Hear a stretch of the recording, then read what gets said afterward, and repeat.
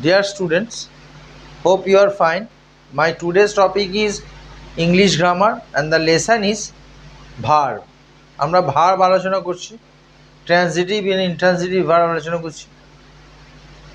মনে রাখতে হবে, ইউ মাস্ট রিমেম্বার দ্যাট ভার্বকে, মেন ভার্বকে বা প্রিন্সিপাল ভার্বকে বা ট্রান্সিটিভ ভার্ব বলাই এখানে ভালো।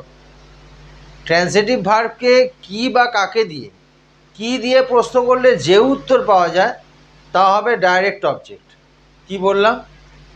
ট্রান্সিটিভ ভার্বকে কি দিয়ে প্রশ্ন করলে যে উত্তর পাওয়া যায় সেটা হচ্ছে ডাইরেক্ট অবজেক্ট, এবং কাকে দিয়ে প্রশ্ন করলে যে উত্তর পাওয়া যাবে সেটা হচ্ছে ইনডাইরেক্ট অবজেক্ট। মনে রাখবে, তাহলে কাকে দিয়ে প্রশ্ন করলে যে উত্তর পাওয়া যাবে